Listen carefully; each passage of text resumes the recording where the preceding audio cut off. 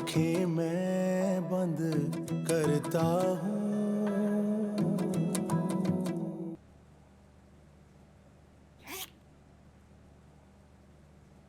ये लो, छुपा लो, कहीं सारा ना देख ले।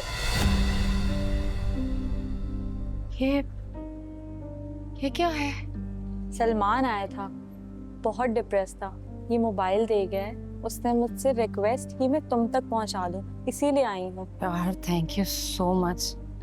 तुम्हें अंदाजा नहीं कि मेरा इस वक्त सलमान को राब्ता करना कितना जरूरी है। मुझे समझ नहीं आ रहा मैं उन्हें कैसे बताऊं कि मेरे घर वाले मेरी शादी की तारीख पक्की करने चले गए हैं। क्या? शादी की तारीख? तुम सलमान से शादी नहीं कर रही?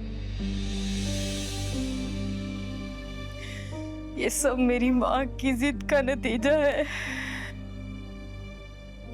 सलमान रिश्ता लेकर भी आए अपनी बहन के साथ। बहुत मिन्नतें की उन्होंने अम्मी की।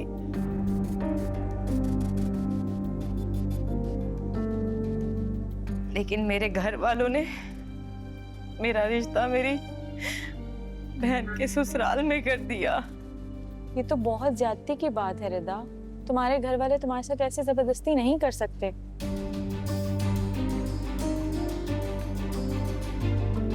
मम्मी आपने तो आने में देर कर दी।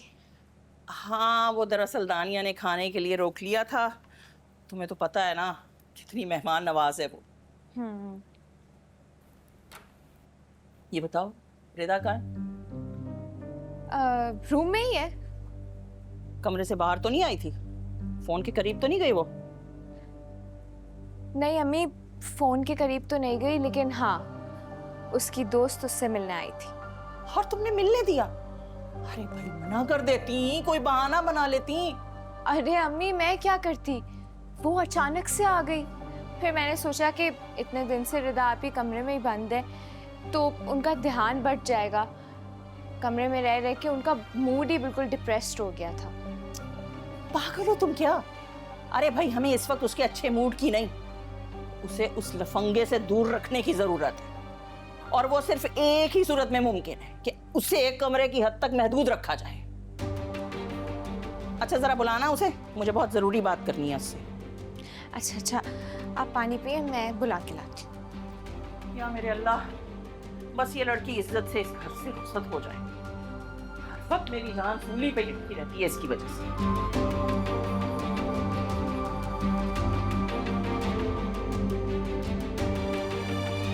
कहाँ रह गई ये?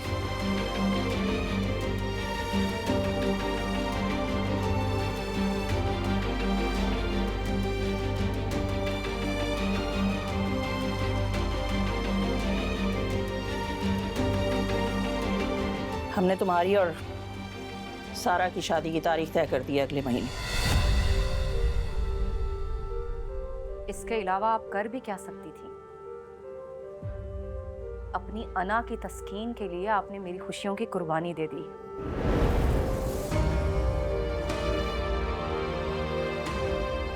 आपको मेरा दुख, मेरी तकलीफ नजर ही नहीं आ रही?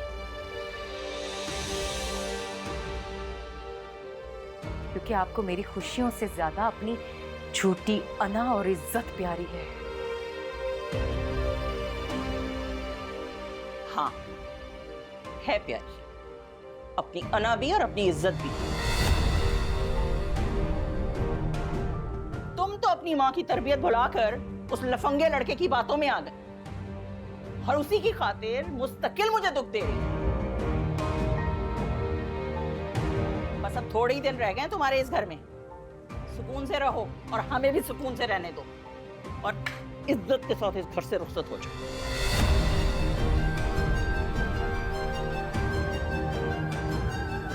खबरदार खबरदार, अगर सलमान के साथ तुमने कोई राब्ता किया ना तो मैं तुम्हें कभी माफ नहीं करूंगी।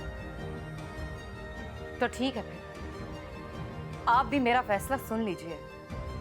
इस घर से सलमान के अलावा मेरा जनाजा रुखसत होगा, मैं नहीं।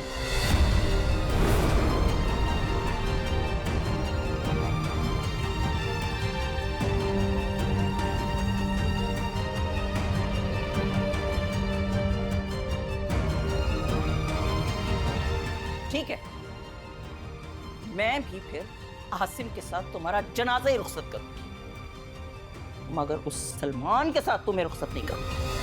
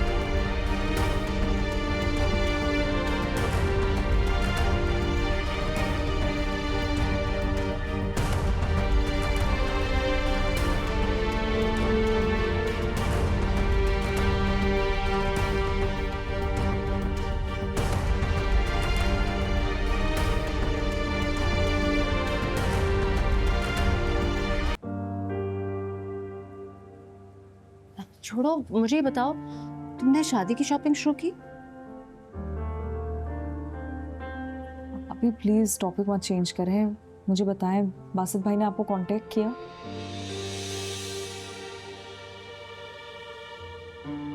नहीं। और आपने?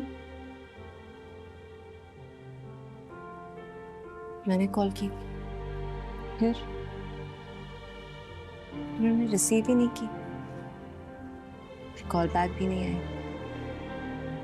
बाबा गए थे मिलने के लिए, लेकिन बासित घर पे नहीं थे, तो सिर्फ अम्मी से ही मुलाकात हुई। इस बात के बाद भी उनको एहसास नहीं हुआ कि वो आपको कॉल कर लेते हैं?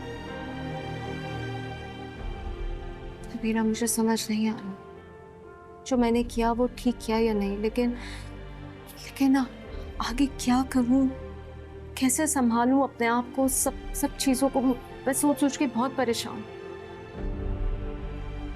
अभी पहले ना जो चीज़ें हमें फ़ौरन करनी चाहिए उनके ऊपर बात कर लेते हैं। देखें, बच्चियों की एजुकेशन रुकी हुई है, आप उनका स्कूल तो दोबारा शुरू करवाएं और आप खुद को संभालें ताकि आप बच्चियों को संभाल सकें। मेरा ये तो मुझे ख्याल आया नहीं, मैं बच्चों को यहाँ से स्कूल कैसे भेजूंगी? बाबा को परेशान करते हुए मुझे बहुत बुरा लगता है। आप उसकी बिल्कुल फिक्र मत करें, मैं वैन लगवा देती हूँ ना इन दोनों के लिए। वाकई ये पॉसिबल है? हाँ, मैं बात कर लेती हूँ, वैन उन्हें पिक कर लेगी। वैसे मैं सोच रही थी कि एक मर्तबा जरा जाकर बासित भाई से बात तो करूं, वो क्या कर रहे हैं ये सब। नबीरा नहीं, प्लीज तुम उनसे कोई बात नहीं करोगी। मुझे कोई भीख नहीं चाहिए, रिश्ता चाहिए, वो भी इज्जत और एहतराम के साथ।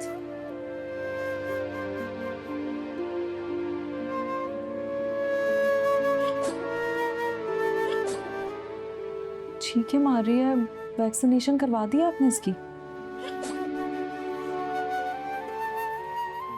नहीं, इसे भी कल लेके जाना।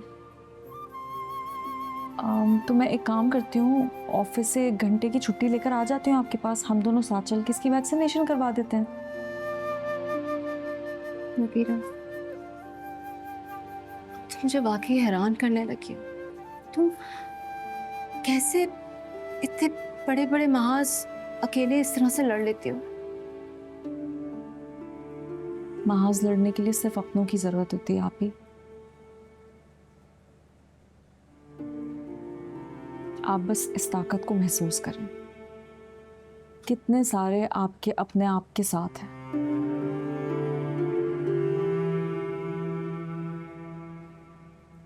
आप देखिएगा, आपकी हर परेशानी दूर हो जाएगी।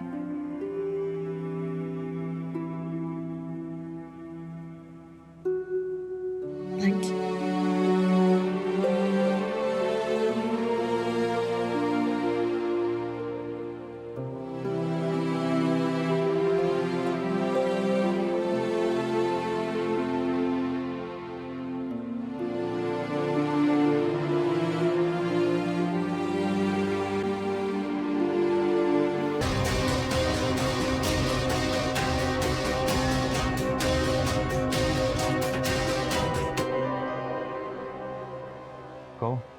क्या कहना चाहती हो? हैरत है, आप मुझसे पूछ रहे हैं, हालांकि यहां तो मैं आपसे सवाल पूछने आई हूं। क्या हो गया आपको बासित भाई? क्यों कर रहे हैं आप ये सब? आप तो ऐसे नहीं थे, आप तो रोशीन आपी से इतनी मोहब्बत करते थे, फिर क्या हुआ है आपको? आपको उनकी तकलीफ का जरा सा भी ख्याल नहीं है, बल्कि उनकी तकलीफ क्या, आपको किसी की भी तकलीफ का ख्याल नहीं है, ना मामा, ना बाबा, ना अपनी बच्चियों का। आप इतने सेल्फिश कैसे हो सकते हैं? ये सब कुछ जाके तुम अपनी बहन से क्यों नहीं पूछती हो? यहाँ पे जो कुछ हो रहा है ना उसकी वजह से हो रहा है। वो ही हमारी खुशियों की कातिल। क्यों, ऐसा क्या किया है उन्होंने? क्या जुर्म है उनका? बेटी पैदा करना जुर्म है? क्या ये उनके इख्तियार में है? मुझे तो यकीन नहीं आ रहा कि आप ऐसा सोचते हैं। आपको तो रोशीन आपी से जाकर बात करनी चाहिए, ऊपर से आप मुझसे ये बातें कर रहे हैं। मीरा, ये हमारा पर्सनल मैटर है और तुम बीच में इंटरफेयर ना ही करो तो बेहतर है। और ये ऑफिस है मेरा, घर नहीं है। ओह, तो आपको ऑफिस के प्रोटोकॉल का पूरा ख्याल है, पर घर का आपको बिल्कुल ख्याल नहीं है। आपकी बीवी की तरफ जो आपकी जिम्मेदारियां हैं वो आप भूले बैठे हैं, आपकी बच्चियों की तरफ जो आपके हुकूक है वो आप भूले बैठे हैं। किस चीज की सजा दे रहे हैं आप मेरी बहन को? बासित भाई, मैंने आपकी बहुत इज्जत की है, पर जो आप कर रहे हैं बहुत गलत है। आप बहुत पछताएंगे, क्योंकि ना तो रोशीन आपी अकेली है और ना कमजोर।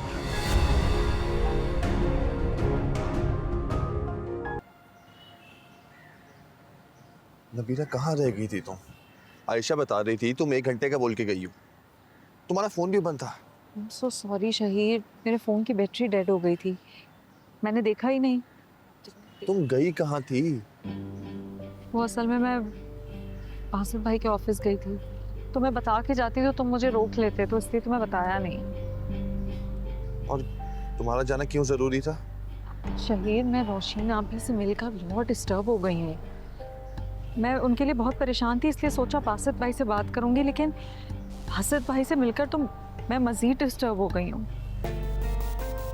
शहीर, बासित भाई वो इंसान नहीं रहे जिनको हम एडमायर करते थे।